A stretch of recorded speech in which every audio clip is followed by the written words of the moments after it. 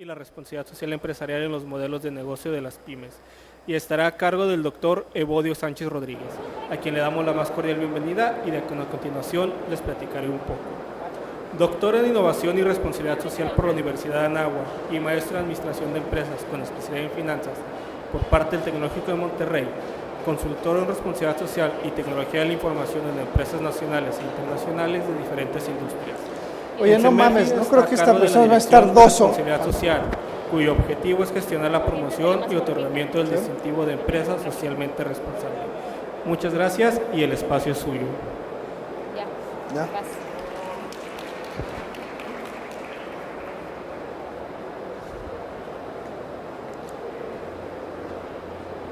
¿Qué tal? Buenas tardes ya a todos ustedes. Muchas gracias por venir a esta conferencia. Esta conferencia es pues, básicamente la responsabilidad social y la sostenibilidad, ¿no?, que impulsamos dentro del CEMEFI. Y bueno, pues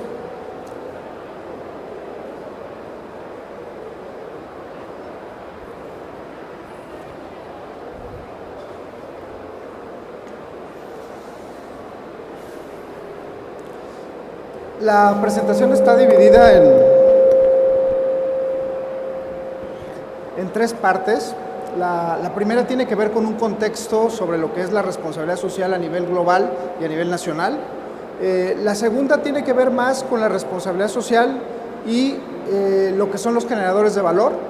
Y la última ya es el enfoque del distintivo y cómo lo podemos aplicar dentro de las empresas PYME. Hoy en día hay un contexto complicado a nivel internacional que ha hecho que la responsabilidad social y la sostenibilidad tomen un papel importante, ¿sí?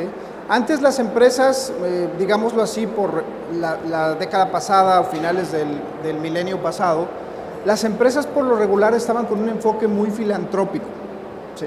Es decir, lo hacían por ayudar al prójimo. De hecho, así nació el CEMEFI, ¿no? En este caso el señor Arango, que fundó el CEMEFI, invitó a varios empresarios a participar desde un enfoque muy filantrópico. Pero a partir de la crisis de Enron en el 2001, en donde esa empresa prácticamente desapareció por un fraude, las empresas empezaron a preocupar por ese sentido de hacer las cosas con responsabilidad social.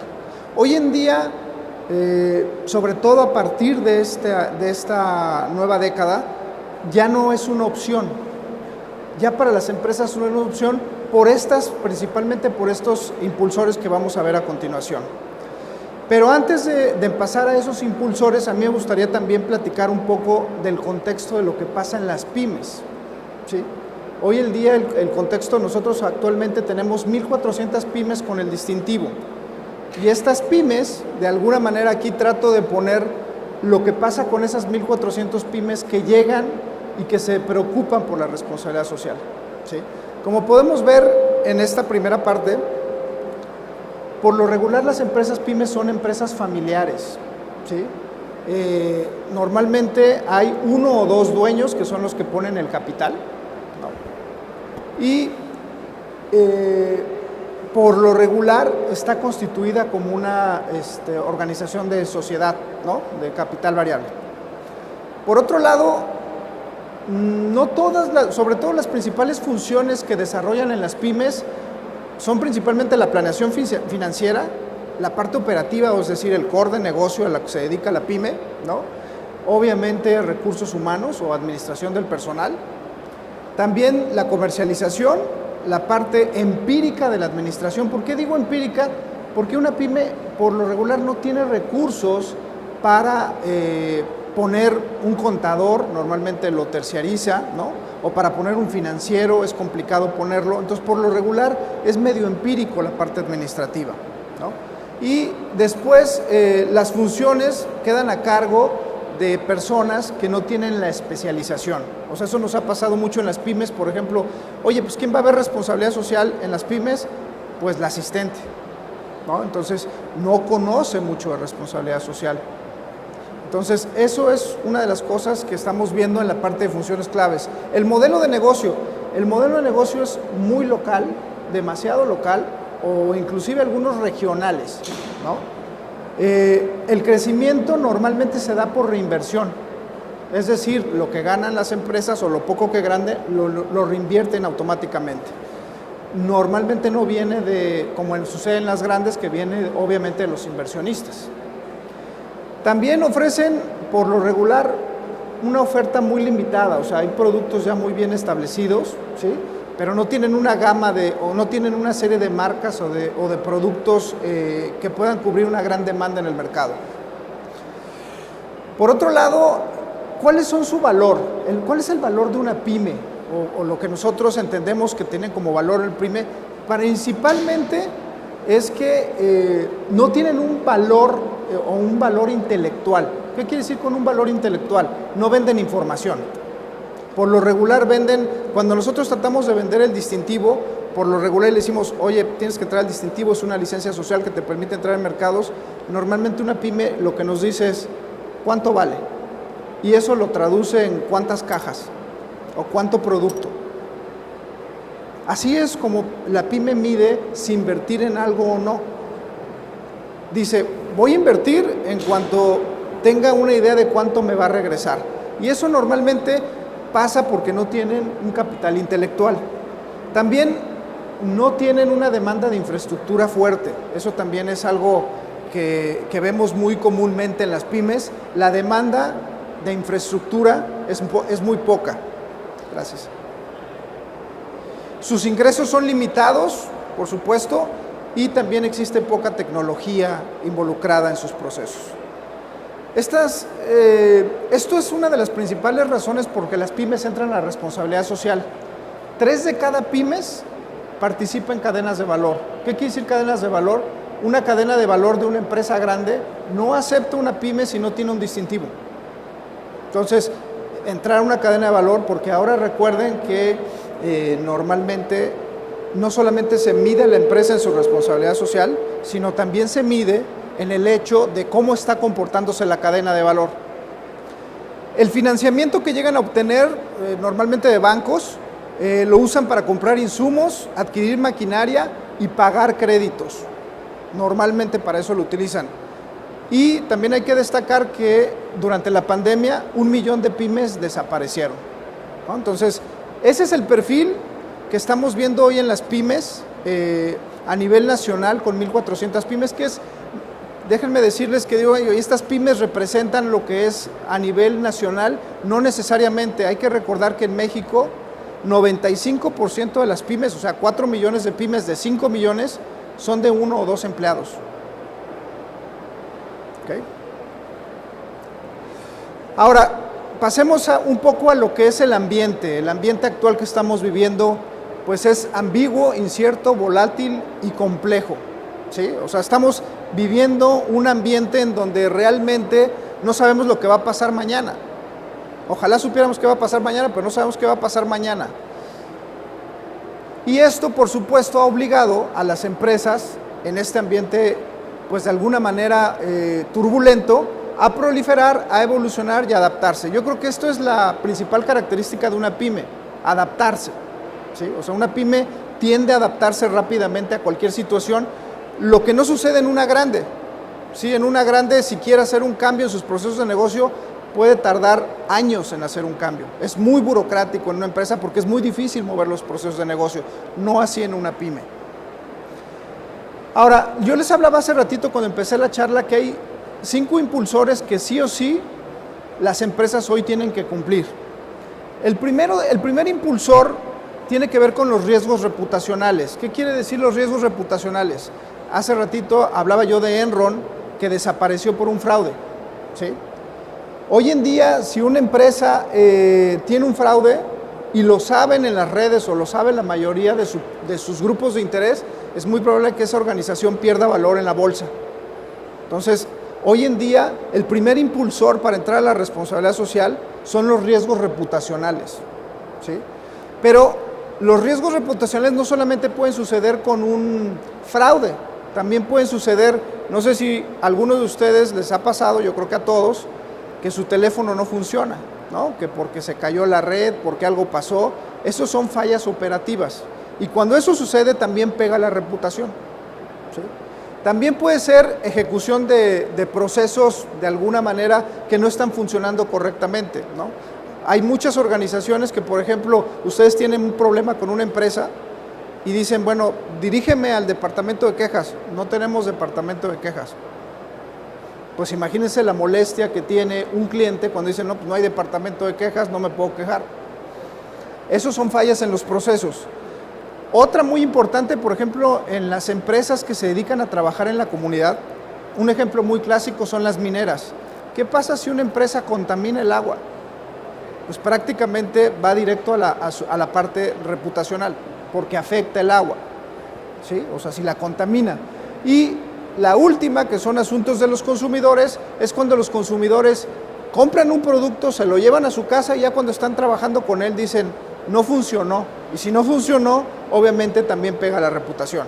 Eso pasa mucho, por ejemplo, en las redes, ¿no? Que no funcionó un producto o se retrasó el avión y alguien lo sube a las redes y dice, oye, pues tuvo un retraso, también pega en la reputación. Entonces, ese es el primer impulsor para manejar la responsabilidad social dentro de una empresa. O sea, las empresas entran a la responsabilidad social por un tema de reputación, ¿sí?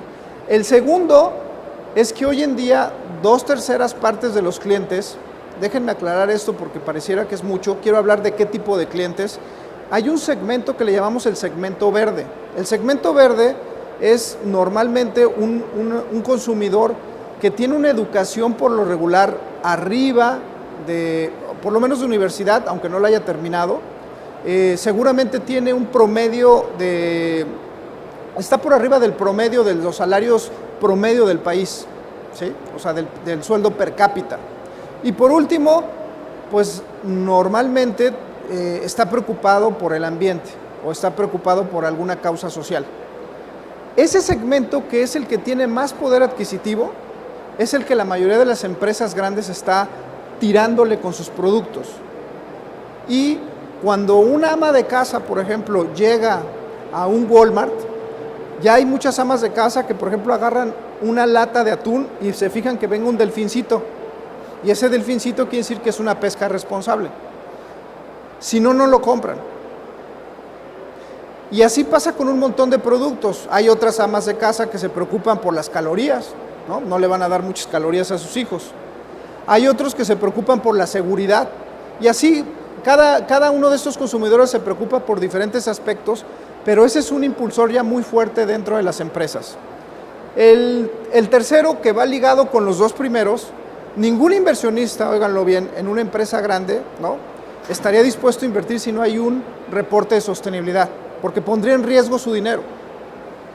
Ahora, las pymes, quizás, como yo había mencionado que no tienen un inversionista, pero por lo menos ahorita lo que estamos viendo, por ejemplo, ya con los bancos, es que el distintivo empiece a funcionar para acelerar el crédito. Una empresa que ya no está preocupada por sobrevivir, sino está preocupada por contribuir en su sociedad, es una pyme que ya pasó la etapa de sobrevivencia. Y si ya pasó la etapa de sobrevivencia, entonces su riesgo es menor, ¿no? Entonces, por eso esta parte de los sentimientos de los inversionistas empieza a ser muy importante. La cuarta, y no menos importante, es que hoy en día, bueno, en Europa hay algo que se llama el Acuerdo Verde. El Acuerdo Verde quiere decir que todas las empresas, por ley, tienen que compensar su huella de carbón. Cuando digo compensar, por ejemplo, ahorita que estamos aquí, toda esta luz que ustedes están viendo se produce con energía, con petróleo, o sea, usa petróleo para producirse. Este país usa 80% de petróleo para producir la energía eléctrica. Entonces, si alguien dice, no, pues yo me baño con agua fría, pues sí, pues, pero seguro prendes la luz en algún momento. En el momento que prendes la luz, estás contribuyendo a dañar el ambiente. Entonces, esa parte en Europa ya es por ley que tienen que compensar. ¿Y qué significa compensar?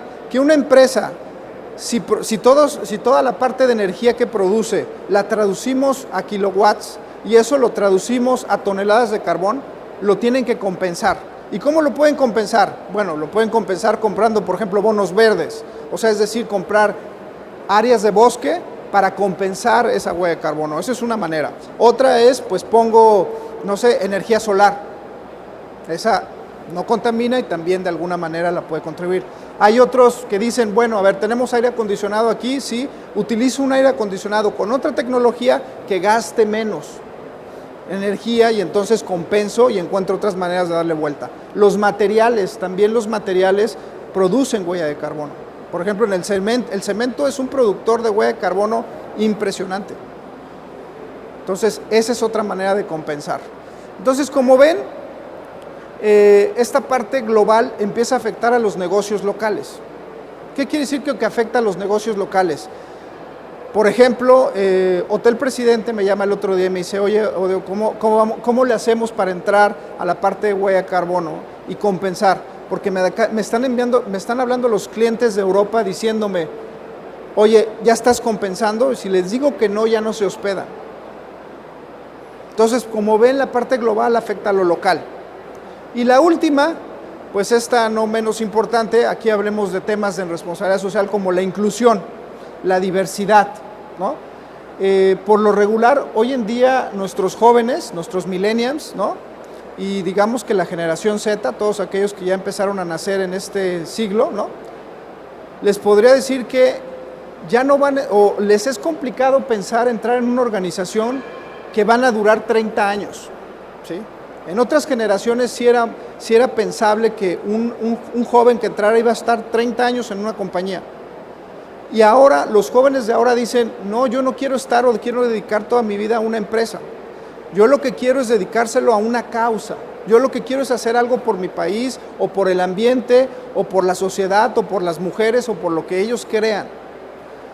¿Y qué va a pasar si nosotros no tenemos políticas de inclusión social dentro de la empresa? Pues el talento más importante, sobre todo digital, viene de los jóvenes, porque entran de manera natural a la tecnología. Si ellos sienten o perciben que la compañía no tiene diversidad, que no tiene equidad, se van a salir. No van a estar en esa compañía por mucho tiempo. Entonces, por supuesto que las exigencias de los empleados con respecto a la responsabilidad social también es un tema muy importante. Como ven, estas 5 cosas, si las juntan, ya no hay opción para alguien que diga, no, yo no voy a entrar a la responsabilidad social. Bueno, si es una empresa pyme de 1 o 2 empleados que está vendiendo en la esquina de su casa, pues yo creo que no hay tanto problema, pero yo creo que no hay ninguna pyme, o no he conocido una pyme que me diga que no quiere crecer. O sea, las pymes están y existen para crecer, para crear riqueza. Y segundo, una manera de crear riqueza es precisamente logrando la sostenibilidad.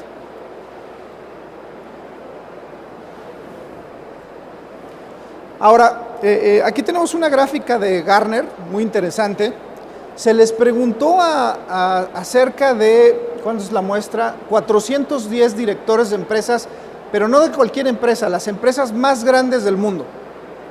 No de México, no del mundo, y les preguntaron, oye, ¿cuáles son tus 10 prioridades más importantes en las cuales tú te vas a dedicar en tu estrategia? Y esto fue lo que dijeron. Nombraron esas 10 y aquí están ya puestas en orden. La primera que dijeron, crecimiento, tecnología, fuerza de trabajo, pero fíjense dónde pusieron ya la responsabilidad social.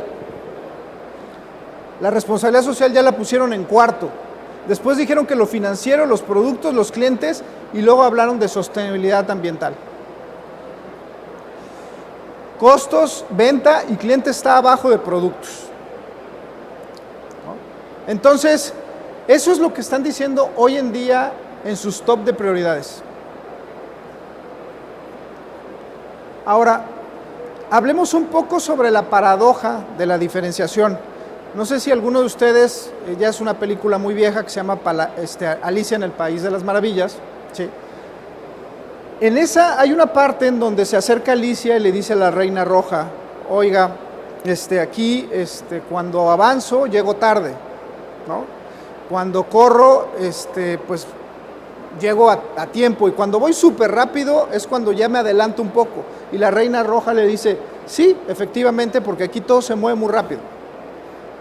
Eso les está pasando a las empresas un poco, porque las empresas se están esforzando en mejorar sus productos y servicios, en ganar mercado y en evolucionar. Eso es lo que están haciendo hoy en día las empresas. Pero ¿cuál es la paradoja?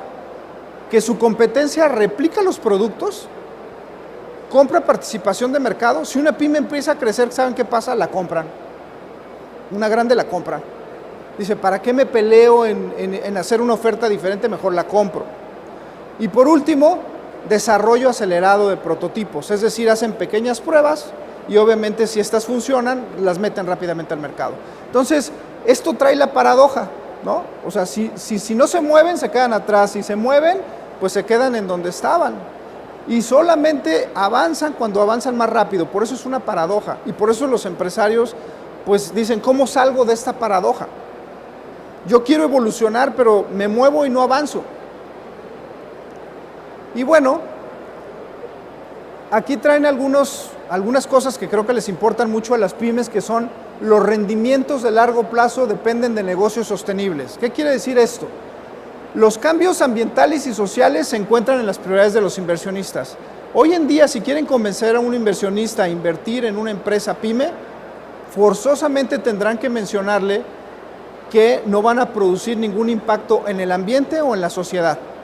O va a ser muy complicado que alguien quiera invertir en una empresa que pueda dañar a la comunidad en donde va a vender. Hace años había una contradicción por mejorar el rendimiento, ¿no? Es decir, era muy difícil comprobar que si yo me iba muy bien en la parte de rendimientos, entonces querría decir que yo era una empresa socialmente responsable. Era muy difícil de demostrar. Es más, las empresas decían, no hay relación. En las investigaciones que normalmente salían, las investigaciones científicas decían, no hay correlación. No hay correlación entre el rendimiento y la responsabilidad social.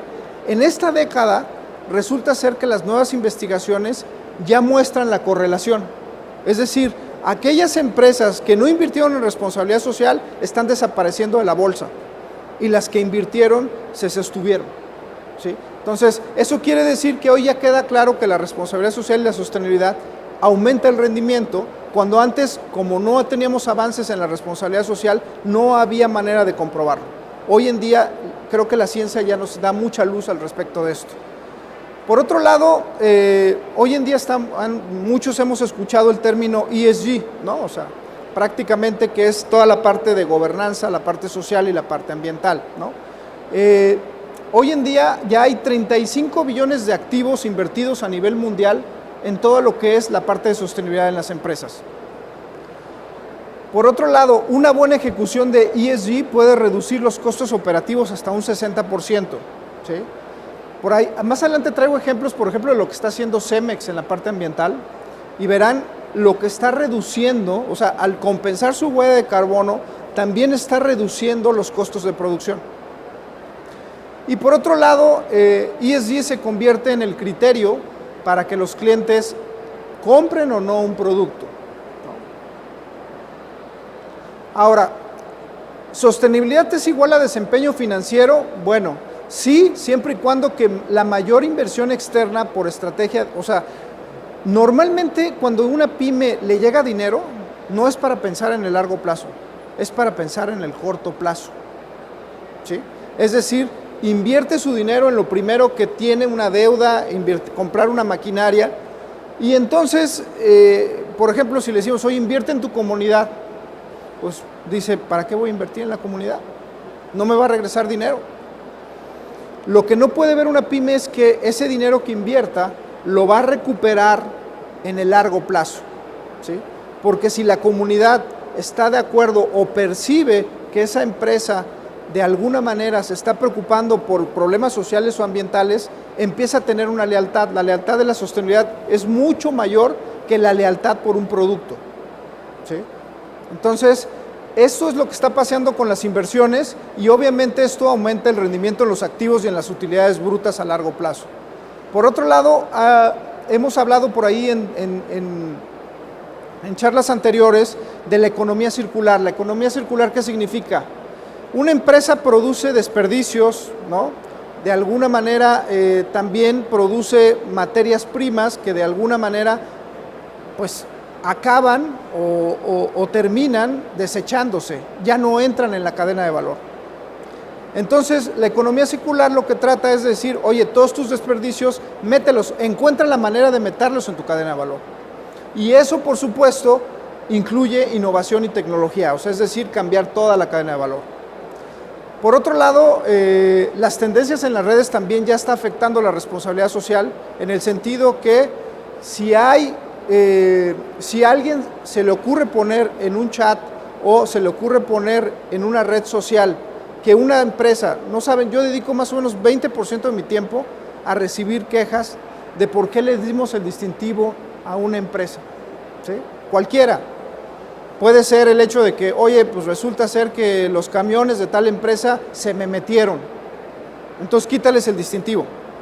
O sea, hay quejas de todo tipo, hay quejas de fraudes, hay quejas de demanda, pero eso ya tiene un impacto porque lo está poniendo en una red, y en esa red pues lo ven muchos consumidores. Entonces, por supuesto que eso afecta el valor de marca, la licencia social y la preferencia de compra. ¿Cuáles son estos sensores de la transformación que estamos viendo que toda empresa debe de tener? En especial las pymes. Debemos de preocuparnos por sensores en los clientes, en los ambientes, en la rentabilidad, en los tecnológicos y en los sociales, ¿sí? O sea, una pyme debe de tener la manera de saber cómo están sus clientes, si está o no contaminando. También hay que saber si hay buena o mala salud financiera. Por lo regular las pymes no son financieras, ¿sí? O sea, es decir, saben cuánto entró, pero no pueden presupuestar cuándo se les va a acabar el dinero. Y si no pueden presupuestar cuándo se va a acabar el dinero, por lo regular terminan endeudadas, ¿sí? No es malo endeudarse, por supuesto que es bueno endeudarse, siempre y cuando exista una rápida recuperación del dinero. Los sensores tecnológicos, hablábamos, por ejemplo, más o menos, les da yo las estadísticas de que el 95% de las empresas son de 1 o 2 empleados. Las pymes de este país, ¿sí? O sea, que tienen hasta 50 empleados, ¿sí? Son algo así como 135,000 pymes, aprox. Las medianas como 150,000, las grandes como 8,000. Son muy poquitas. Esas son las que tienen que poner al menos sus sensores tecnológicos. O sea, es decir, ¿cuál es la tecnología que me puede ayudar a tener una ventaja competitiva dentro de mi negocio o de mis procesos de negocio? Y los sensores sociales, pues los sensores sociales es con mi comunidad, con mi región, que sepamos qué es lo que necesitan, ¿no? A veces las pymes se preocupan, es que no tengo dinero para ayudar a mi comunidad. No es necesario que inviertas en tu comunidad. Lo que sí es necesario es que las escuches. Al menos escúchelas, al menos percibe, ¿no? O sea, a mí me ha pasado que voy a muchas escuelas de preparatoria de SRs y que les digo, oigan, su escuela está padrísima, pero ya voltearon a ver afuera. O sea, la comunidad está bien mal. Ustedes están creando ese gap que hoy se ha formado entre la sociedad, entre los que tienen poco y los que tienen mucho y los que tienen más o menos, porque no somos sensibles sobre lo que está pasando en otras partes de la sociedad. Tenemos que ser sensibles. No significa que los tengamos que arreglar, porque resulta que cuando los escuchamos, y eso me pasó mucho en las pymes, cuando me decían, es que no los quiero ayudar, escúchalos. Y cuando me decían, ya los escuché, y resulta ser que algunos de sus problemas también son mis problemas. Y le dije, ¿cómo cuáles? La seguridad. La seguridad es un problema tanto de ellos como de nosotros, porque a mí me roban igual que a ellos. Y si nos unimos, resulta ser que podemos hacer que la seguridad nos proteja a ellos y nos proteja a nosotros. Solo de escuchar salen ese tipo de soluciones. Ahora, en esta parte del liderazgo transformacional, hemos puesto mucho poder en los directores generales o en los CEOs, en decir que ellos tienen que solucionar y ellos tienen que dar prácticamente toda la solución para que el negocio sea exitoso, ¿sí? En los negocios sostenibles, eso, rara vez las soluciones vienen del CEO o del director general, rara vez. Si queremos arreglar los grandes problemas de este mundo, como puede ser el hambre, como puede ser la desigualdad, ¿no? Como puede ser también la parte ambiental, pues no lo va a resolver una persona.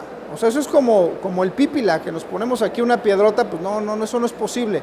Si lo vamos a resolver, lo tiene que resolver la comunidad, los empleados, ¿no? Y por supuesto, varias organizaciones que nos tenemos que unir para crear ese liderazgo transformacional. Es por eso que la capacidad de adaptación, de anticipación, de tomar riesgos calculados y por supuesto de enfocarnos en el resultado inmediato, solo va a funcionar para sobrevivir, pero la transformación tiene que suceder de otra manera. Aquí les dejo rápidamente todo lo que está pasando a nivel mundial acerca del ambiente y que tarde o temprano les va a pegar a todas las empresas. El COP26 de Glasgow, que es lo que yo les comentaba, que es la creación de un mercado de carbono. Es decir, ahorita medimos todo por el petróleo, en muy poco tiempo vamos a hablar solo de un mercado, el mercado de carbono. Es decir, ¿cuánto me va a costar compensar? Porque como ya va a ser ley compensar, entonces voy a comprar, obviamente, huella de carbono. Si no, no voy a poder operar. Por eso el mercado de carbono ahorita ya se empieza a cotizar muy fuertemente. La descarbonización, las carteras de inversión y libros de préstamos también que sean más verdes, es decir, dame tu cartera, de alguna manera, dame tu cartera de deuda y dime cuánto se está yendo a sostenibilidad. Las tasas de interés para aquellas empresas que inviertan en sostenibilidad van a ser menores. El aumento del carbono con el tiempo, ya están saliendo bonos de carbono muy interesantes y muchas personas que anticipan esto ya están comprando esos bonos, porque saben que esos bonos tienden a elevarse rápidamente. Y por último, la sostenibilidad, como ya les había comentado, reporta mayor valor en las bolsas, ¿sí?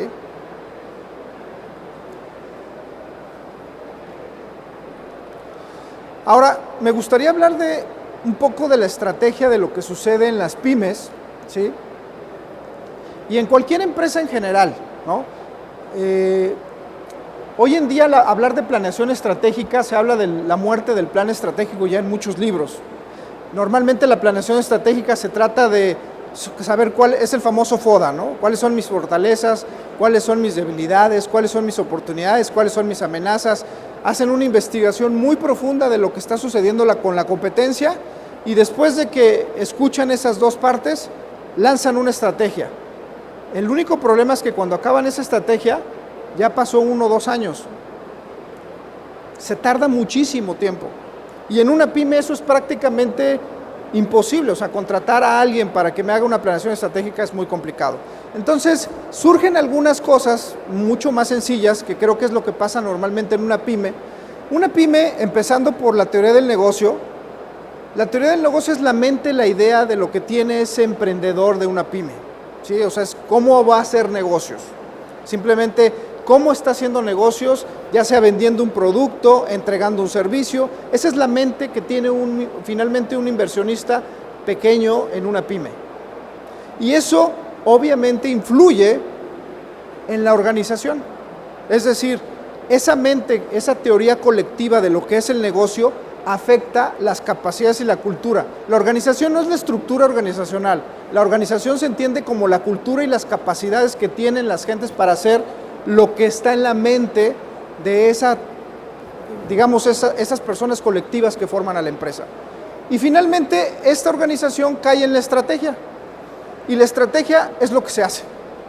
La estrategia no es otra cosa más lo que se hace.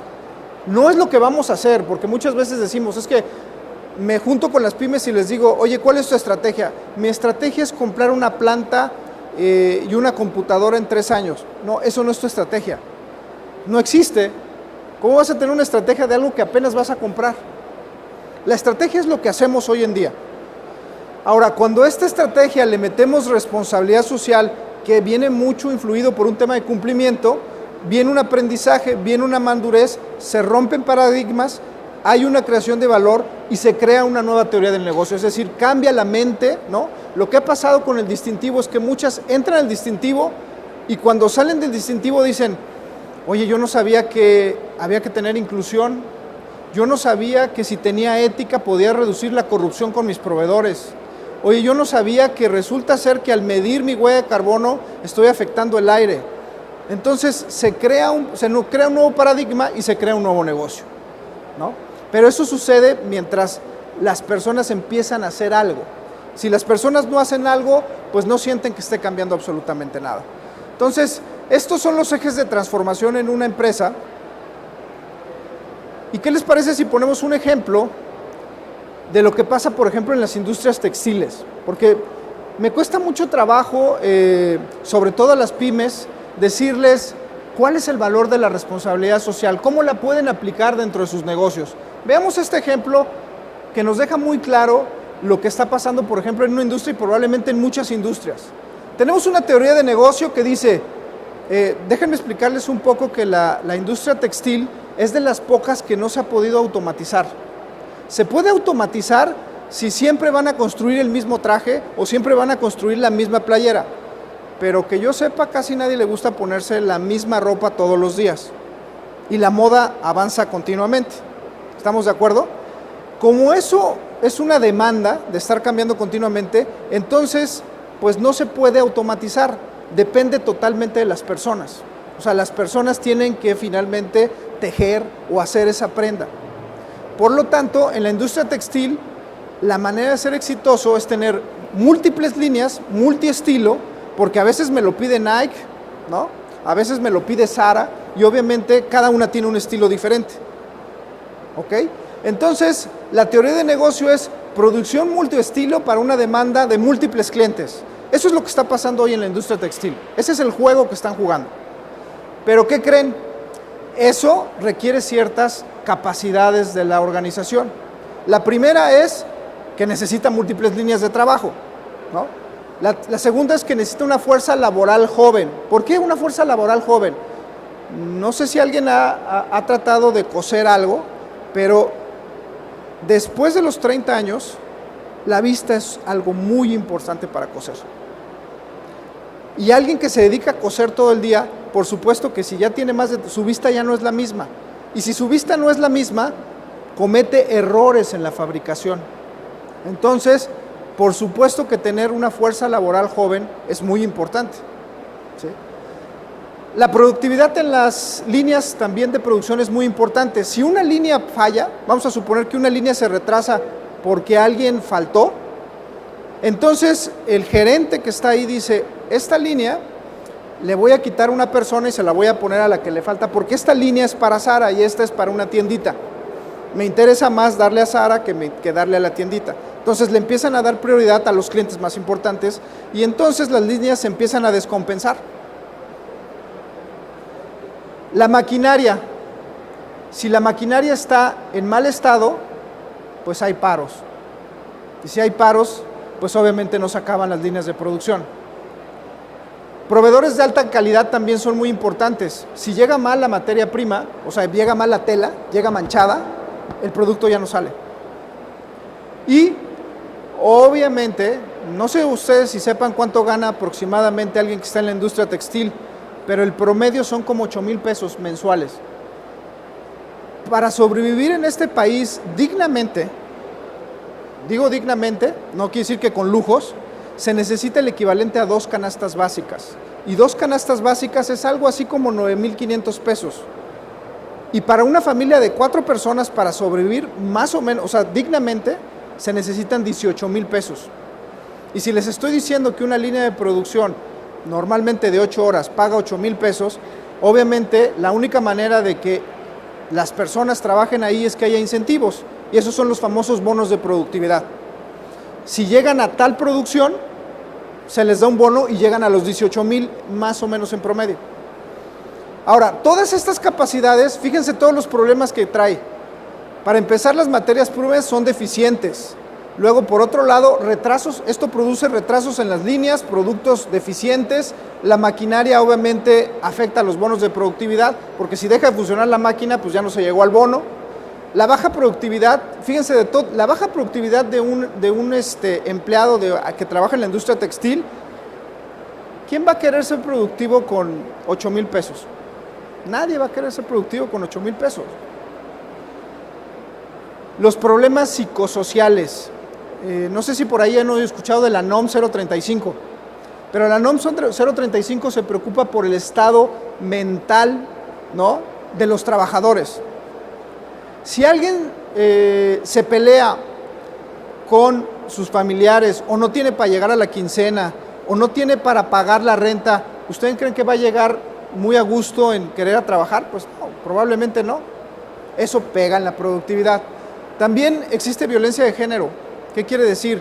como los obreros trabajan dentro de la fábrica, hacen relaciones y normalmente por educación, ¿no? Que no estoy diciendo que sea una buena o mala educación, pero por educación en esos niveles, pues normalmente se acostumbraba a pegarle a la mujer.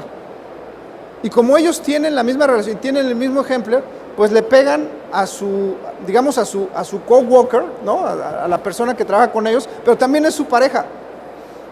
¿Cómo creen que resulta en una fábrica que llegue la mujer golpeada porque le pegó, pues prácticamente su pareja? Le pega la productividad, ¿no? La destreza del empleado. Si no hay un análisis de tiempo y movimiento, también llega a pasar todo esto. ¿Sí? O sea, obviamente, imagínense, la capacitación tiene que ser constante o también baja la productividad. Y el impacto al ambiente. Si la línea en la que estamos trabajando tiene que compensar más porque no estuvo completa, pues resulta ser que gasta más energía, y si gasta más energía, afectamos más el ambiente. No sé si con esto se empiezan a dar cuenta de todos los problemas que suceden cuando alguien dice quiero ser eficiente. Y fíjense cómo todo está relacionado con responsabilidad social. Fíjense cómo el riesgo en proveedores tiene que ver prácticamente con la parte de tener buenas prácticas con los proveedores, ¿sí? Cuando contraten un proveedor, pues evalúen a 3. No le compren siempre al mismo, evalúen a 3 proveedores y vean quién les da una mejor, y cada año hagan lo mismo. Eso les va a evitar que les traigan malos materiales. Maquinarias. Dentro de la responsabilidad social se mide el uso de las herramientas de trabajo. Si las herramientas, imagínense que un minero entre sin casco a la mina, son herramientas de trabajo. Si no funciona la máquina, pues no me vas a pagar, son herramientas de trabajo. La responsabilidad social también mide eso. En la baja productividad, fíjense todos los indicadores que hay. Salud de los colaboradores, jornada de trabajo, facilidad para responsabilidades familiares. ¿Por qué facilidad para responsabilidades familiares? Si un obrero sabe que su esposa o su hijo tiene COVID, ¿usted cree que va a querer ir a trabajar? Pues no. Y si la empresa no se hace responsable sobre los familiares, pues obviamente va a estar faltando.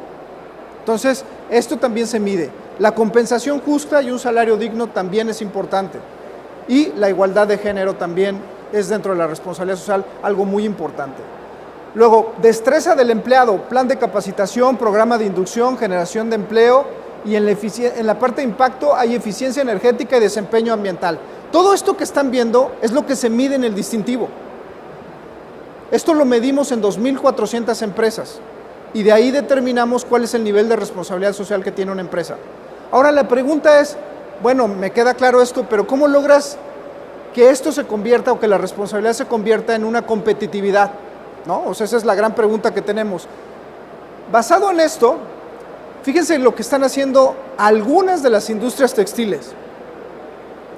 Ya les comentaba yo que los empleados trabajan hasta los 30 años.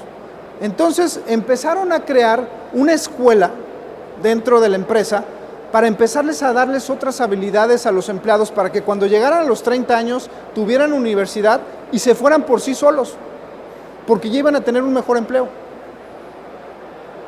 Entonces, esto hicieron uniones con universidades, con el gobierno, y lograron que mucho de su personal o terminara una carrera o tuviera al menos un trabajo o una maestría como carpintería. Eso les permitía que esas personas se fueran de la empresa cuando cumplieran 30 años y con un mejor empleo. Eso fue un programa que hicieron. Las prácticas con proveedores cambiaron toda la logística de cómo evaluar a los proveedores y obviamente evitaron el tema de que llegaran materias primas de baja calidad. Eso fue otro programa que hicieron. El programa de eficiencia laboral también hicieron estudios, análisis de estudios en movimiento y capacitaron muy bien a los empleados para que supieran todos hacer desde la inducción, porque hay una alta rotación en la industria textil y eso evitaba que se bajara la productividad de las líneas. Otro programa más que hicieron. Grupos de apoyo psicológico, quizás el más importante que estas empresas están implementando es el apoyo psicológico.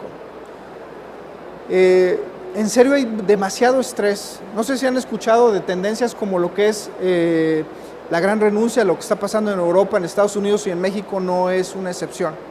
Es decir, Las personas se levantan un día y dicen, ya no voy a trabajar porque ya no quiero estar en este trabajo, ya no lo soporto. Eso ya está pasando a nivel mundial por el hecho que les decía que los jóvenes, ¿sí?, ya traen otra mentalidad, ya traen otro mindset.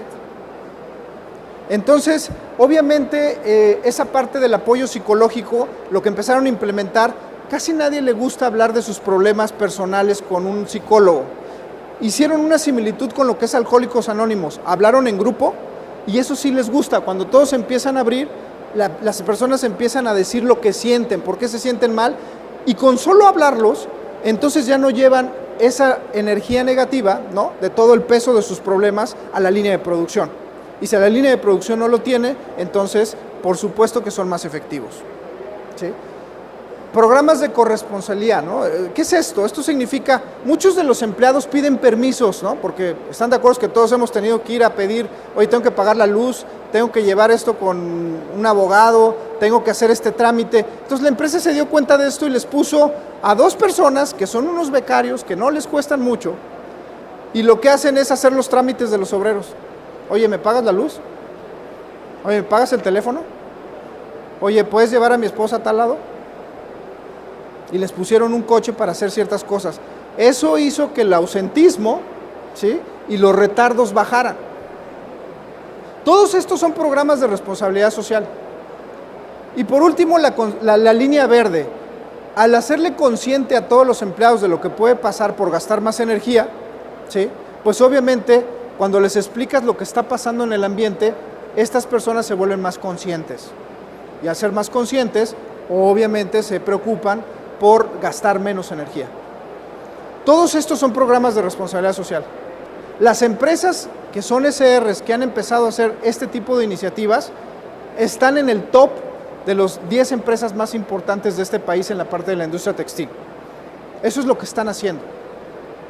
Entonces, como ven, la responsabilidad social y la sostenibilidad resuelve problemas profundos de productividad dentro de las empresas, porque casi todo está relacionado con personas.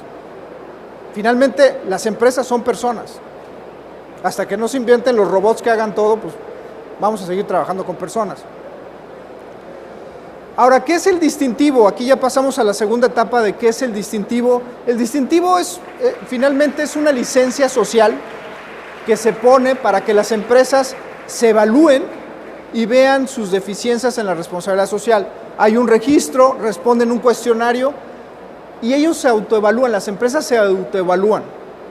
Y cuando se autoevalúan, les pedimos también una evidencia. Les decimos, ok, si tú pusiste que estás en un nivel 3, mándame tu evidencia. Las revisa el CEMEFI, hace una evaluación y finalmente acredita o no acredita a esa empresa, ¿sí? La licencia social masiva más importante de este país definitivamente es el distintivo. Algunos de ustedes a lo mejor ya han visto el distintivo, está en aviones, está en camiones, está en botellas, está en productos, ¿sí? Y digamos que el distintivo se asocia mucho con ese segmento verde que está preocupado por la sostenibilidad. Aquí está el incremento de lo que ha pasado en número de empresas que han adquirido el distintivo del 2016 al 2022. Como pueden darse cuenta, en aproximadamente 7 años ya se duplicó, ¿sí? Y el segmento que más está creciendo es el de las pymes. Por eso a nosotros nos interesa mucho. No es cualquier tipo de pyme, eso sí lo quiero aclarar. Es una pyme muy específica que ha encontrado el valor de atender bien a sus consumidores, de darles un valor con responsabilidad y sostenibilidad, las que está entrando al distintivo. Porque eso automáticamente les da un valor.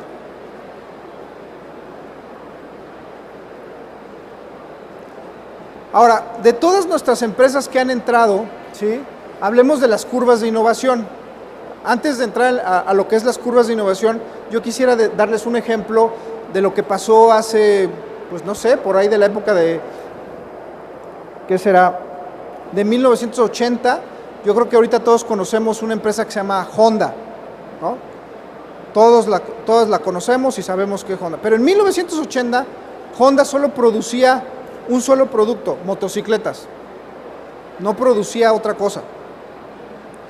Cuando Honda determinó que iba a entrar a la parte de los coches, prácticamente dijeron, estás loco, aquí el líder es General Motors, imposible superarlo, no hay manera de entrar.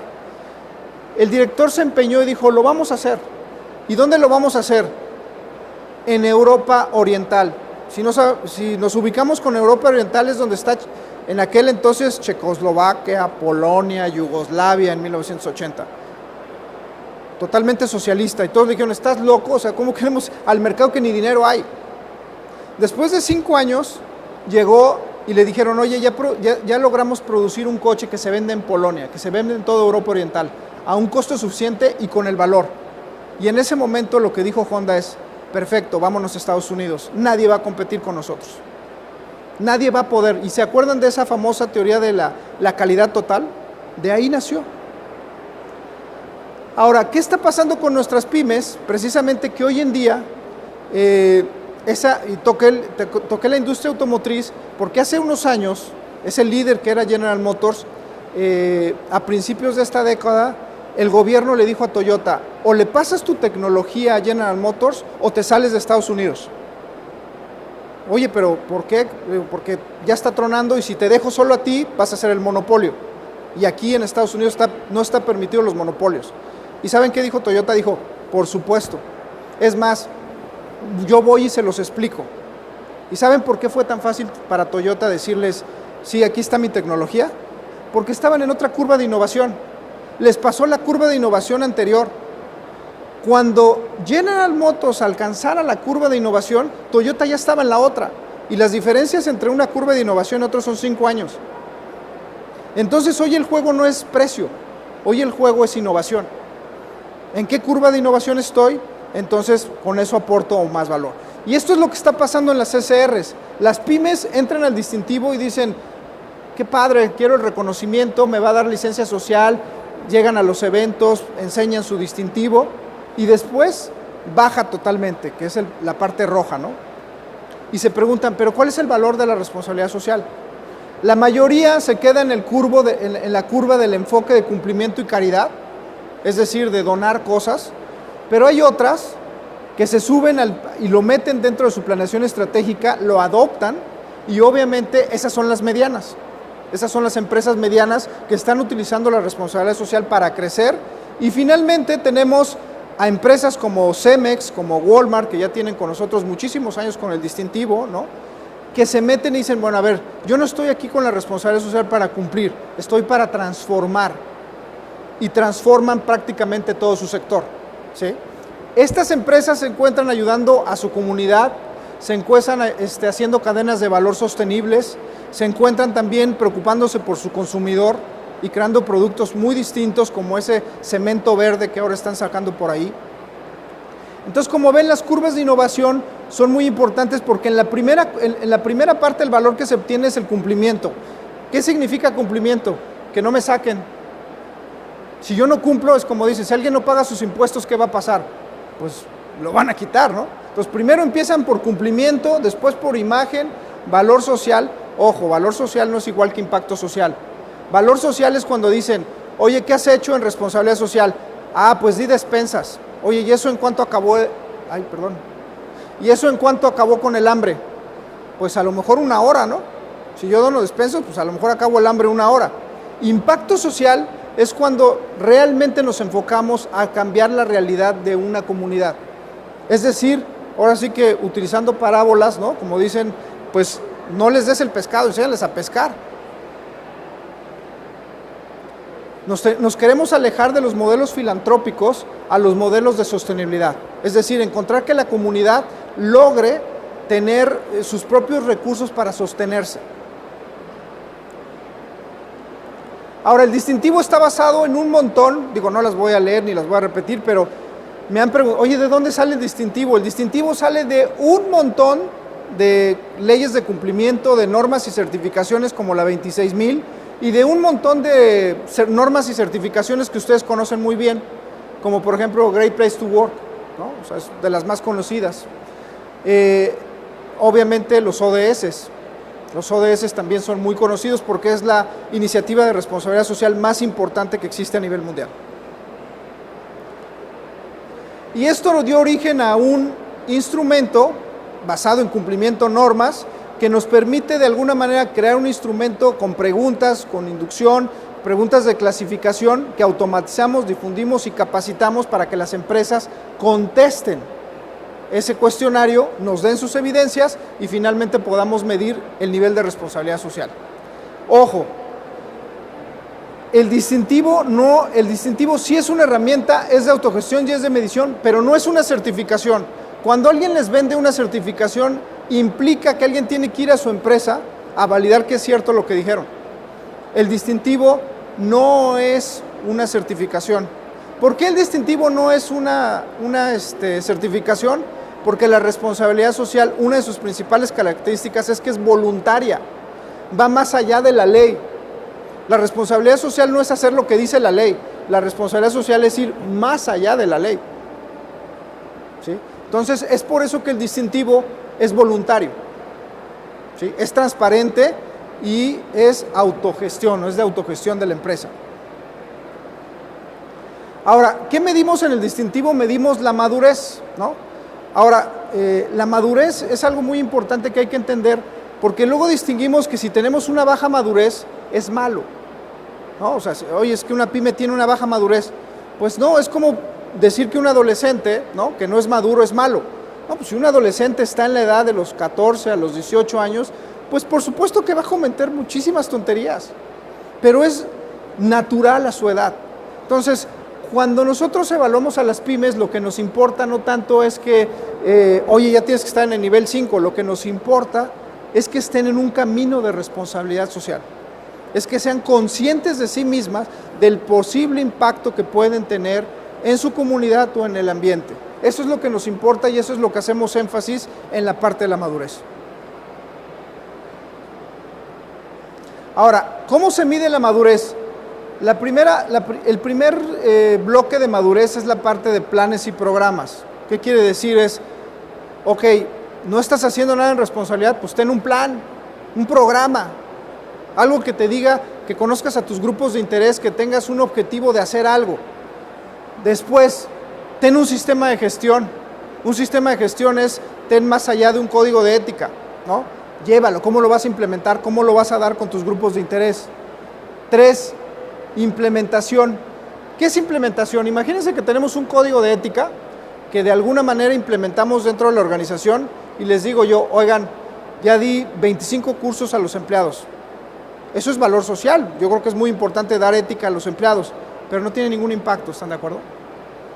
Hasta que empezamos a medirlo en el nivel de 4, cuando ponemos objetivos y metas y les digo, oigan, bueno, ¿y esto cuánto empezó a reducir los fraudes en las ventas? ¿O cuánto empezó a hacer que nuestros empleados sientan valores por estar en esta empresa?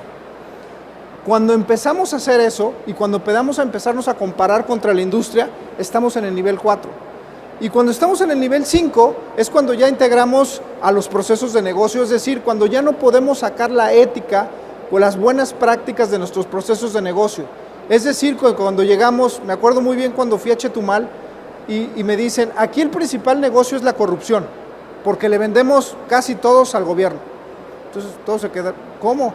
Pues sí, es que somos tan corruptos que la única manera de hacer dinero es vendiéndole al gobierno y el gobierno siempre nos pide una mochada. Y resulta ser que algunas empresas en Chetumal dijeron, vamos a meter la ética y vamos a hacer que nuestros vendedores ya no entren en ese juego.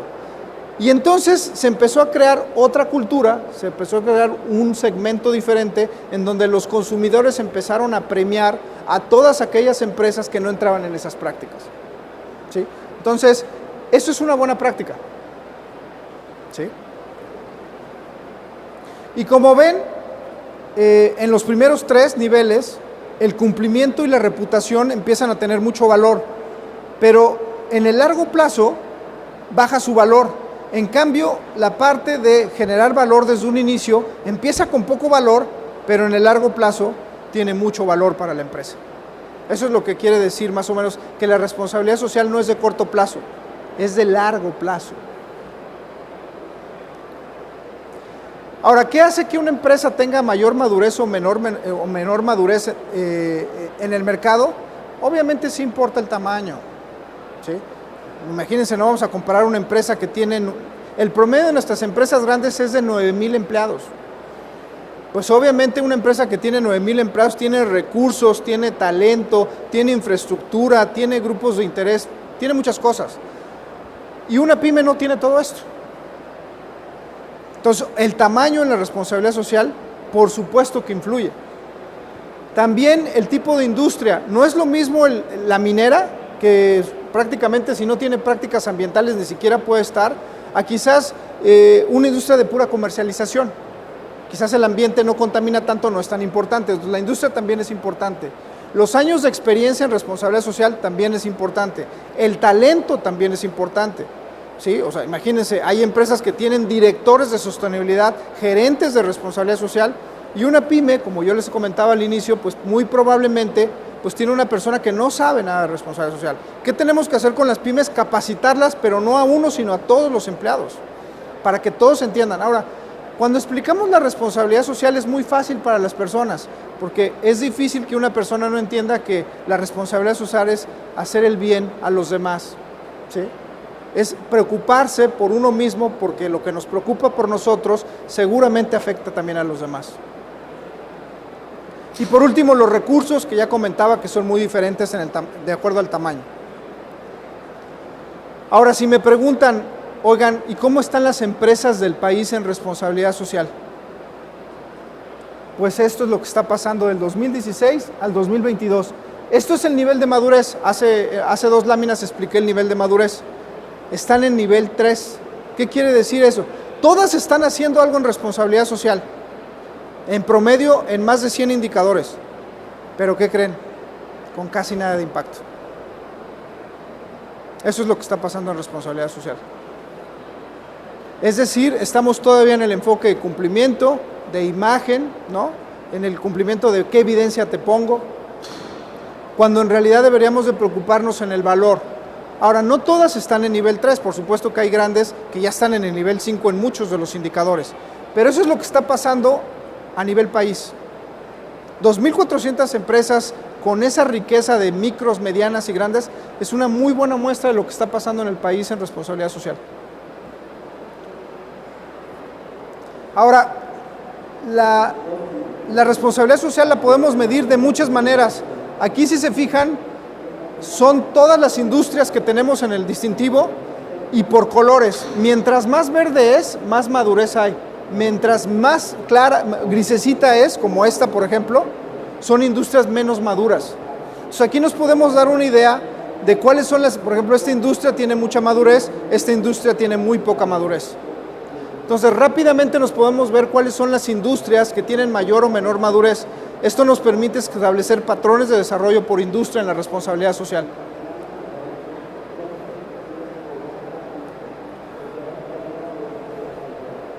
Ahora, si lo vemos a nivel país, pues como siempre el sur es mucho más inmaduro que el norte, ¿no? Por ejemplo, pues aquí tenemos a Nuevo León.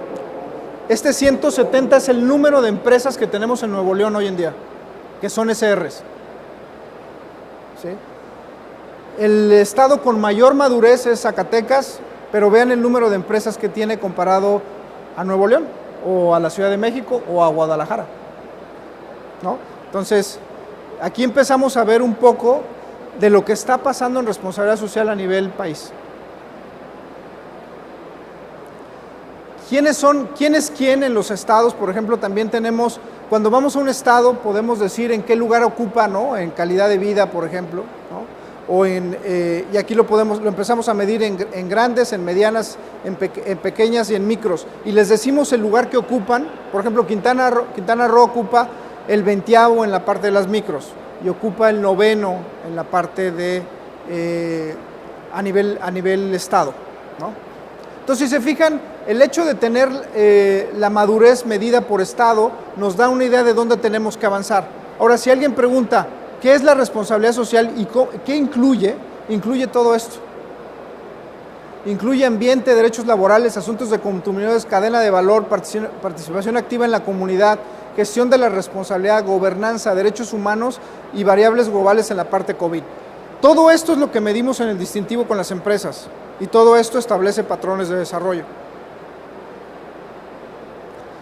Ahora, también es importante no solamente medir a las empresas desde el punto de vista de los indicadores, sino cómo le está pegando a los ODS. Hoy en día muchas de las empresas las miden por su impacto en los ODS porque tienen compromisos con impacto mundial. Y las pymes, por ejemplo, muchas de nuestras pymes no pueden participar en varias licitaciones que quieren entrar si no le están pegando algunos ODS. Entonces, para ellas es muy importante demostrar a qué ODS le están pegando. Le están pegando al hambre, le están pegando a la salud, le están pegando a la educación, ¿a cuál le están pegando? Y a partir de eso les permiten entrar en licitaciones y cadenas de valor.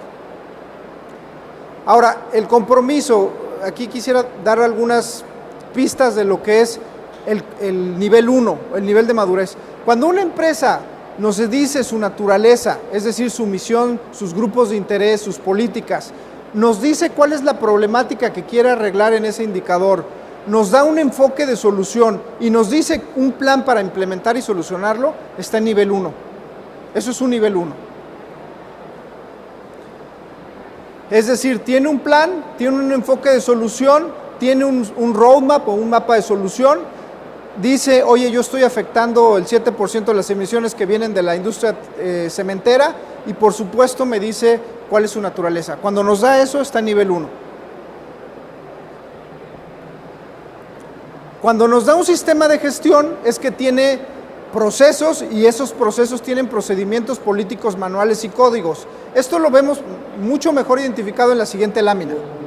Cuando alguien tiene un sistema de gestión en algo, es porque tiene un proceso de diagnóstico, un proceso de implementación, un proceso de monitoreo, un proceso de comunicación y un proceso de medición.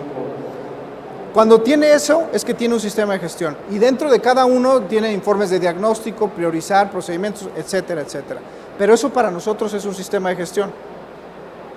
Ahora, oye, ¿esto lo tiene que tener toda una pyme? No necesariamente, a veces con que tenga una política es suficiente para decir que está en nivel 2, porque no medimos, como ya les comentaba, de la misma manera a una grande que a una pequeña. A una grande sí le pido todo esto, a una pequeña probablemente le pido cosas como una política, como un procedimiento.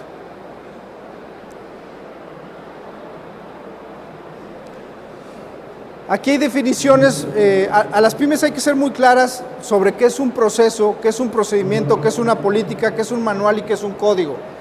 Porque cada uno tiene un funcionamiento distinto dentro de la empresa. ¿Sí? Cuando estamos en un nivel 3, si se fijan, son métricas sobre lo que hemos hecho, simplemente de lo que hemos hecho. ¿Sí? Por ejemplo, dimos tantas despensas, ayudamos a tales personas con una inversión social, les dimos un curso a estudiantes. Son métricas de lo que está pasando en la responsabilidad social sobre el sistema de gestión. Ojo, todavía no hay impacto. Y estas son un poco de las evidencias de lo que nos envían hoy en día en el nivel 3, ¿no? 92% de nuestros proveedores son locales. Y cuando les preguntas, oye, ¿y cuántos tienes? Pues tengo 3. Ah, bueno, pero para ti es el 92%, ¿no? Entonces, de alguna manera empiezan a poner las evidencias de tal manera, hice algo, pero como no hay medición de impacto, pues no sabemos realmente si eso está funcionando o no para la sociedad. Cuando estamos en nivel 4, ya hay metas, objetivos, indicadores y comparados contra industria. Es decir, ya me pongo una meta, ¿sí? O sea, ya no me empiezo a medir contra mí mismo, contra el año pasado, o contra mi industria, o contra las mejores prácticas de la industria. Cuando tenemos ese tipo de objetivos relacionados con el problema, estamos en el nivel 4. ¿Qué significa estar en el nivel 4? Que hay mayor impacto, que lo reflejo en la propuesta de valor, que hay un compromiso del empleado, por supuesto eso también es importante, que hay impacto en los procesos de negocio y que me comparo con los principales competidores de mi industria para demostrar que estoy mejor que ellos en la parte social.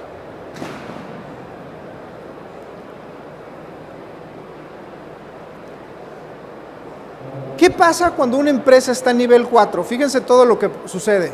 Le pego a la reputación, le pego a la lealtad del cliente, le pego a la preferencia de compra, le pego al desempeño financiero, aumento mis capacidades, reduzco los riesgos que pudieran estar en un determinado mercado, tengo mayor satisfacción laboral de parte de los empleados tengo mayor compromiso de los empleados, tengo mayor compromiso organizacional y, por supuesto, la ciudadanía organizacional también es muy importante. ¿Sí? O sea, fíjense todo lo que sucede cuando impacto. Suceden muchas cosas dentro de la organización. Aquí ejemplos de empresas. A mí me impresionó de veras lo que hizo Cemex cuando empieza a decir cosas. Ellos ya están pensando que para el 2030 Cemex va a compensar toda su huella de carbono. No saben lo que se imagina para una empresa agarrar y decir compenso todo lo que hago. Es decir, toda la contaminación que produce la va a compensar y pone un plan para el 2030. Oye, pero ya está en nivel 4, aunque no lo haya logrado. Claro que está en nivel 4 porque ya está en un patrón de desarrollo. ¿Sí? No se trata de estar, se trata de llegar y de saber llegar. Ahora, cuando ya estamos en innovación, por supuesto ya hay un propósito sostenible, es decir, la compañía vive por la sostenibilidad, ya no vive en el corto plazo. La cultura o la colaboración de los empleados está en todos lados. Hay una generación de valor muy fuerte en toda la cadena de valor. Es decir, si quitamos la responsabilidad social de los procesos de negocio, baja el precio de la acción. Y por supuesto hay innovación. ¿Sí? Aquí algunos ejemplos interesantes que me ha pasado cuando me encuentro en este nivel. Por ejemplo, hay empresas muy pequeñas que lo que hicieron es empezaron a ayudar a su comunidad llevándole un poco de despensas y cuando fueron se encontraron y dijeron, oye, esto es un tiradero, aquí hay mucha contaminación. Entonces invirtió en cursos de capacitación para enseñarles a separar la basura y resulta ser que la pyme se convirtió con toda esa basura, lo hizo negocio. Es decir, era tanta basura que al reciclarla por efecto inmediato trajo ingreso. Y luego todavía le puso más innovación y dijo, oigan, ¿y si ustedes se convierten en recolectores? Es decir, ponemos una app y van a la casa de las personas que lo quieren y les cobramos un fee. Y entonces esas personas iban a las casas de las personas y se traían la basura y la recolectaban toda formando grandes. Oigan, ¿y si ponemos un negocio de reciclaje? Y entonces empezaron a transformar todo el negocio hasta convertir realmente una empresa en totalmente sostenible, basado en ir a observar a su comunidad. Eso es innovación. Cuando tú, a partir de un problema social, conviertes todo en un negocio. Y eso es lo que está pasando con muchas pymes cuando se meten a analizar los problemas. O sea, ven un problema de agua, ven un problema de empaque y dicen, yo lo puedo solucionar y por supuesto encuentran un negocio. Obviamente, cuando vemos un nivel de innovación, de buenas prácticas, suceden muchas cosas. Primero, el dueño está involucrado. El dueño dice, yo soy el primero que le voy a entrar. ¿Sí? Por supuesto, hay un compromiso al cambio. ¿Sí? Dicen que la manera más fácil de tener enemigos, traten de cambiar algo, lo que sea. Traten de cambiarlo y les van a salir un montón de enemigos. Entonces, cuando hay comprensión del cambio, cuando hay valor sobre las cosas importantes, ¿sí? Yo creo que eso afecta mucho los negocios, ¿sí? Y muchas empresas, sobre todo refresqueras, ya saben muy bien, y ustedes lo saben, lo que pasó ahora con el COVID, por ejemplo, pues mucho de la crisis vino precisamente, pues somos el país, el número 2 en diabetes. Número 2. Somos el segundo país que más consume refresco. ¿Sí? ¿Qué están haciendo ahorita las industrias refresqueras? Pasando al agua. Están tratando de encontrar maneras de pasar todo el agua. Por eso el agua pronto se va a convertir en una de las cosas más caras. Cuando en algunos países como Europa ya es muy cara, ¿verdad? Entonces, como ven, finalmente el valor de las cosas, cuando les damos su valor, si se fijan, cuando vamos al súper, comprar algo que no me haga daño, ¿sí? Algo que sea orgánico, que sea natural, cuesta más, ¿sí? No cuesta menos, cuesta más. Y gano más. Acuérdense, no ganamos por vender más. Yo puedo vender millones, pero si me cuesta millones también, pues entonces no gano nada. Cuando gano es cuando de alguna manera la diferencia entre el precio y el costo es mayor. Y si tenemos productos que valen más, entonces tenemos mayor margen. Por eso la responsabilidad social está siendo tan importante, porque la responsabilidad social me permite un mayor margen en el producto. Incluir únicamente lo esencial, que es lo que les decía, no me digas cuántas despensas, inclúyeme más bien, si fuiste a ayudar a una secundaria y trataste de aumentar de alguna manera las personas que terminan, los chicos que terminan la secundaria, ¿cuánto trabajo les diste a esas personas? No me digas cuántos, tengo muchas SRs que dicen, oye, les voy a enseñar cursos de pintura porque yo soy una empresa de pintura. Y al final me dice, les di tantos cursos, les puse un taller, les puse pistola, les puse... ¿Y cuántos aprendieron a pintar? No, pues ninguno. No, pues entonces no hiciste nada. Ese es el impacto. O sea, cuando una persona realmente utiliza esos conocimientos para ser sostenible, entonces hay impacto, ¿no? No hay que exagerar. Eso también es muy importante. En la responsabilidad social, como que tendemos a decir, doné 500 pesos. No, yo doné 3,000. Como que no tiene mucho caso exagerar. También es muy importante la transparencia. Los empleados exigen transparencia en la responsabilidad. ¿En dónde se ocuparon los recursos? Digo, la transparencia es algo difícil, ¿no? Por ejemplo, ¿qué va a pasar cuando seamos transparentes como publicar, por ejemplo, lo que ganan todos los empleados, sus sueldos? ¿Se pueden imaginar lo que puede pasar con eso? Por eso los sueldos son privados, porque hay una tremenda injusticia en los sueldos. Inmediatamente cuando nos empecemos a dar cuánto gana alguien que está igual al mismo nivel que yo, dices, oye, gana 3 veces más que yo, pero ¿por qué gana 3? Pues, ¿qué hace? ¿Cómo es posible que gane 3 veces más que yo? Esa es transparencia. Tiene que haber transparencia en todo lo que hacemos, porque si no causa desconfianza. Y desconfianza en el empleado se paga. Verificar los resultados también es importante, es decir, verificar de dónde vino el dinero, porque también nos hemos topado que dices, oye, yo invertí 3 millones, oye, pero era de narcotráfico, espérame. O sea, sacaste dinero acá para lavarlo acá. Hay que cuidar de dónde viene el dinero, muy importante. Ahora, también cuando estamos en nivel 5 hay que incluir a los grupos, ¿sí? Les pongo algunos ejemplos de incluir a sus grupos. Yo cuando voy con las SRs y me dicen, no, aquí respetamos mucho a las mujeres, las incluimos muchísimo. Ok, ¿cuántas tienes en tu consejo? No tengo ninguna. ¿Cuántas directoras tienes? No tengo ninguna. Entonces no me digas que eres inclusivo. Si no tienes ni una sola mujer en tus consejos, ¿cómo puedes decir que eres inclusivo? Si me estás diciendo que el 85% son hombres, pues no puedes ser inclusivo. ¿Sí? Eso tiene que ver con los grupos a incluir. Luego también hay empresas que dicen, no, yo ya estoy atendiendo a personas con discapacidad. Ah, está muy bien. ¿Cuántas tienes? Tengo 2. Bueno, está muy... ¿Y qué hacen? Ahí en el rinconcito se ven muy bien. Eso es todavía, yo creo que de alguna manera, hacer más grande el problema. De por sí esas personas se pueden imaginar lo que siente, por ejemplo, venir aquí que no puede entrar, y luego todavía llega a su lugar de trabajo con todo el esfuerzo y le decimos, pues siéntate allá donde nadie te vea. Eso es lo que tiene que ver grupos, justificar, encontrar la causa y el efecto de las cosas que hacemos. Es bien importante.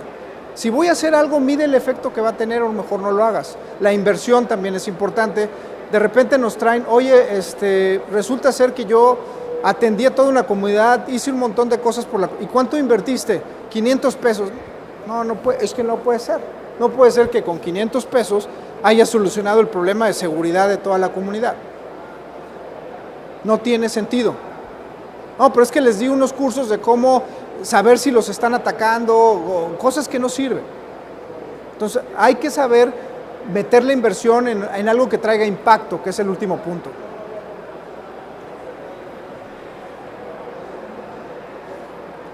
Me preguntan mucho cuáles son las habilidades de la responsabilidad social, o sea, sobre todo los jóvenes, que me dicen, oye, si yo quiero dedicarme a la responsabilidad social, ¿qué habilidades debo de tener? Estas son las habilidades que deben de tener para resolver problemas. Creatividad, liderazgo, contar una historia, conocimiento relevante, presentar en público, carisma, colaboración, curiosidad, presentaciones, creatividad, deben de meterse a la inteligencia artificial, preparación de datos, estadística, materialidad, comprender el negocio y descubrir maneras de implementar la responsabilidad social. Eso es lo que se necesita para ser un profesional en la parte de responsabilidad social.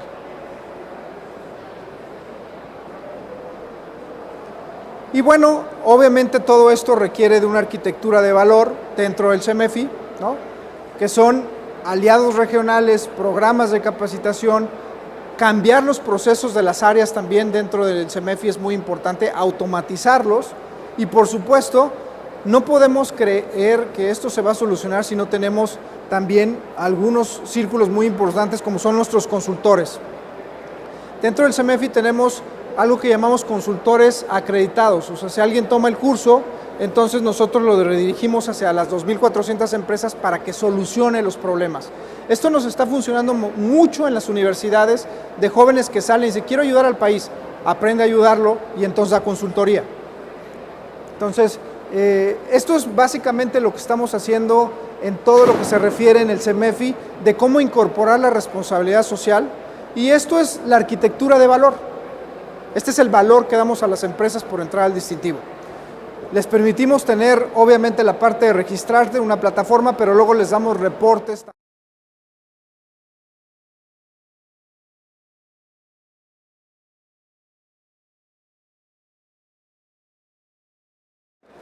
Pues muchísimas gracias. No sé si existe alguna pregunta.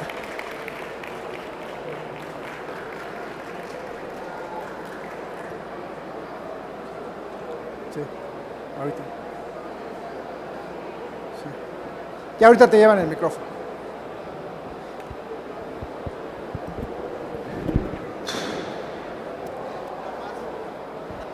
Más quería... Nada más. De las...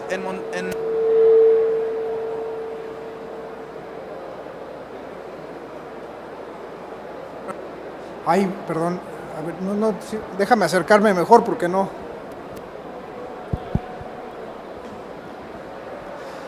Perdón, decías de las empresas de Nuevo León, ¿qué? Tenía el dato que eran 170 empresas responsables en Nuevo León nada más. En total, ¿cuántas empresas hay en Nuevo León que falta que tenga esa responsabilidad social? Bueno, no tengo el dato exacto de cuántas empresas hay en Nuevo León, tengo el dato de cuántas empresas hay a nivel nacional, ¿no? Pero yo estimo que Nuevo León siendo una de los, pues de alguna manera los pilares de la economía de este país, o sea, yo creo que después de la Ciudad de México, Nuevo León seguramente es la entidad con más empresas. Yo estimo que más o menos aquí entre pymes grandes, yo creo que sí llegamos como a entre los 3 o los 2 millones de empresas, o sea, debe estar yo creo que 3 millones de empresas, pero ojo, entre grandes, pequeñas, medianas, ¿no? O sea, si te fijas, 170 sobre ese universo, pues no es nada. Pero ojo, también recuerda que el 95% son de 1 o 2 empleados y en el informalismo, ¿no? O sea, eso también hay que destacarlo. Nada más para darte una idea, esas 2.400 empresas que tenemos a nivel nacional da 3 millones de empleos. ¿Y cuántos empleos formales hay en México? Aproximadamente 25 millones. Los otros 30, que son 60 millones de empleos, son del informal. Entonces, esas empresas que se están en el distintivo son las más grandes que están prácticamente en la Ciudad de México y en todo México. Y seguramente en Nuevo León, ¿no? Entonces, es raro que una empresa grande no esté en el distintivo aquí en Nuevo León, ¿no? O sea, la gran mayoría ya está. ¿Qué tal? Bueno, a ver ahí. Sí.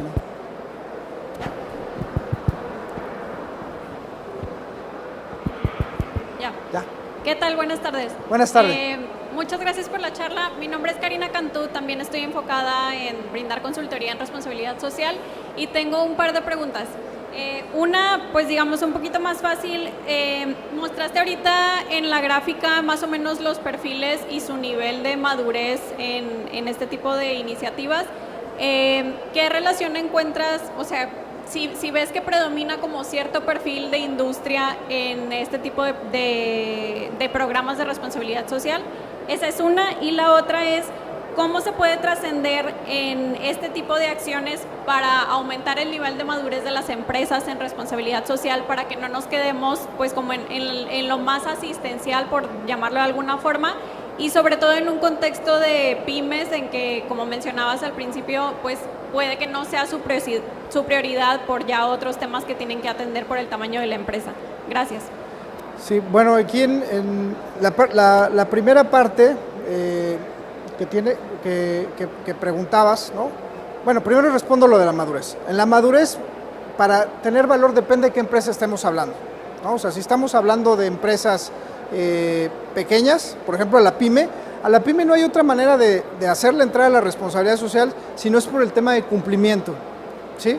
O sea, una pyme entra normalmente al distintivo o entra a la responsabilidad social porque se lo pidió una grande, ¿sí?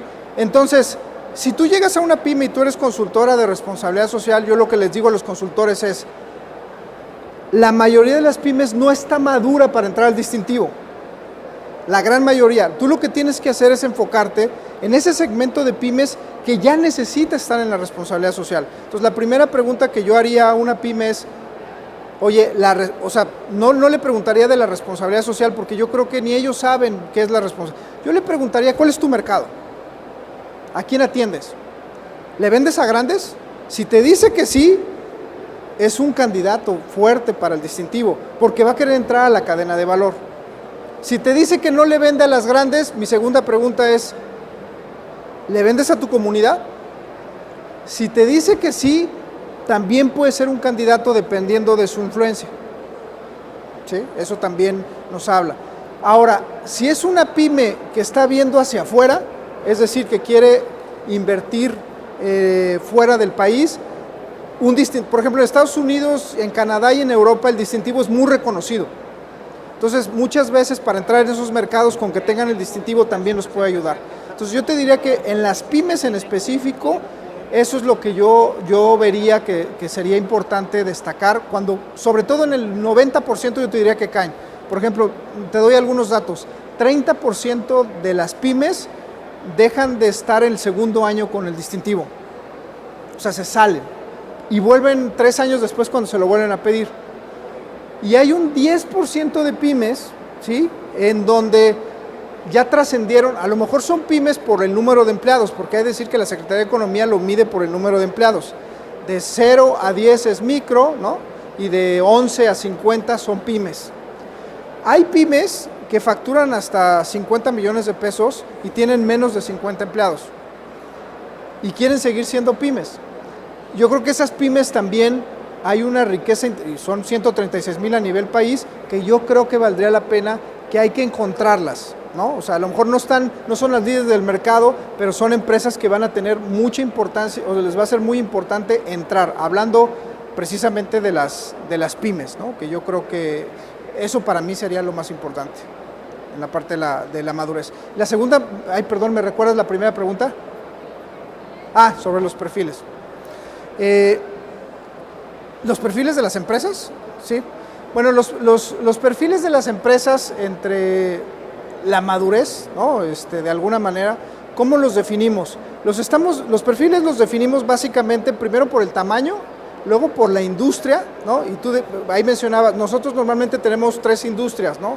La industria, la parte la llamamos industria porque son industrias manufactureras por lo regular, la de comercio y la de servicios. Si tú me preguntas cuál es el más grande de todos esos, pues la de comercio. Ahora, si tú me preguntas cuál es la más madura, la de industria, porque la de industria requiere mucha maquinaria y por lo tanto necesita estar en la responsabilidad social, ¿sí? Entonces, si lo vemos por industria, sí varía mucho realmente el nivel de madurez. Por eso para nosotros es muy importante usar la estadística, o sea, agarrar y decir, a ver, agarra todas tus empresas y ponlas por tamaño, por industria y por número de años de SR. Y sobre eso segmentamos y normalmente nos salen 7 segmentos que no necesariamente coincide con el tamaño, sino es una combinación de características. Y entonces a partir de eso creamos patrones de desarrollo para cada una. Entonces yo lo que diría es que si tú te interesa atacar ciertas industrias, Si tú eres una consultora que de alguna manera lo que te quieres enfocar es a empresas que te den mucho en el largo plazo, ¿sí? Yo me iría por industria, porque son empresas que la consultoría dura mucho, ¿sí? Porque tienes que estar cumpliendo con muchas cosas y te tienes que estar siempre a la vanguardia.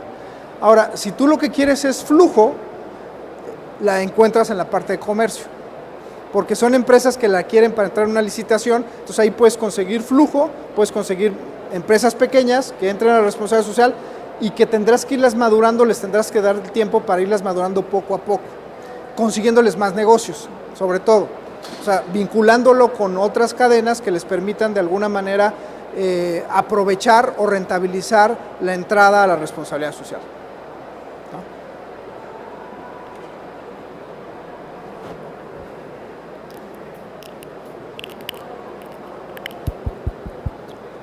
Sí, buenas tardes. ¿Qué tal?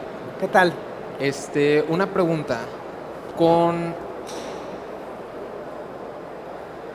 Bueno, es un excelente insight el que mencionas, porque si bien muchas empresas se salen después de que ya cumplieron con el requisito de tener el distintivo y se salen, hay otras que se quedan. ¿Cuáles son los motivos del por qué se quedan otras empresas con el distintivo, que lo siguen renovando, que siguen teniendo estas prácticas? Ahorita en parte sí se respondió de que terminas vinculándolos y terminas rentabilizando a posterior este mismo distintivo, pero ¿por qué otros motivos se quedan estas empresas?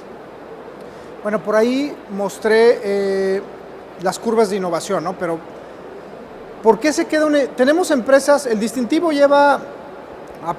nació en el 2001, ¿no? Entonces ya lleva 21 años. Hay empresas que tienen 21 años con el distintivo. ¿Por qué se quedan esas empresas en el distintivo? Principalmente, o el valor más grande que ven en el distintivo es la licencia social masiva. Es decir, si alguien ve el distintivo, ¿no? De alguna manera, de manera de percepción, dice, esa empresa tiene un compromiso con la responsabilidad social. Entonces ven el valor en que, por ejemplo, tú ves el recibo de Telmex y viene SR. Ahí está SR. Entonces, si tú dices, oye, ¿y eso dice algo? No, es percepción. Es licencia social. Es decir, esta empresa es socialmente responsable, algo debe estar haciendo bien, ¿sí? Y por eso yo creo que las empresas grandes o las empresas que están de muchos años dicen, el distintivo me ayuda a comunicar que estoy haciendo algo de responsabilidad social en mis diferentes grupos de interés. Y de una manera masiva, porque también puedes hacerlo de otra manera, por ejemplo, una norma, una certificación, ¿no? Cuesta mucho más cara y tiene mucho más esfuerzo, pero si tú le preguntas a una persona normal, oye, la 37,000, la 26,000, la 45,001, pues van a decir, no, pues ¿qué es eso? Pues quién sabe. Entonces, yo te diría que muchas están por la licencia social y otras, que es el cambio que estamos haciendo en el distintivo, ya se están quedando por el patrón de desarrollo. Es decir, a las empresas lo que más las pica o las mueve es quedarse atrás. No sé si me explico, o sea, no les gusta, están compitiendo, una empresa nace para competir. Entonces, ¿qué va a pasar cuando le dices, oye, en ambiente vas mal? ¿Qué es mal? Eres el más bajo de toda la industria. No, espérame. Pero ¿por qué no le mueve no le mueve por una cuestión de ego, sino porque es casi un anticipo de que está fuera del mercado en unos años? ¿Sí? O sea, el hecho de que no esté competitiva en esos rubros de responsabilidad social evita. Entonces, esa información que les damos sobre quién es el mejor en la industria, por supuesto que les permite saber y sensibilizar en dónde tienen que apretar. Entonces yo te diría que el valor que queremos ahora transformar es pasar de la imagen, el reconocimiento, al uso de la información para crear patrones de desarrollo. Porque finalmente lo que mueve al CEMEFI, más que vender el distintivo, es por supuesto utilizar esos recursos en las organizaciones de la sociedad civil. O sea, casi la mayoría de nuestros recursos se va en las organizaciones de la sociedad civil. Es decir, que esas empresas tengan dinero para hacer sus causas sociales, ¿no? Y lo que queremos hacer precisamente es oye, el reconocimiento es importante, pero con la información puede ser más competitivo, entonces le ves más valor al distintivo y de esa manera pues se vuelve como un proceso de mejora continua, ¿no? Porque inclusive las evidencias que nos dan las empresas las utilizamos para reformular el cuestionario, ¿no? Entonces por ahí va esa parte. ¿Ya?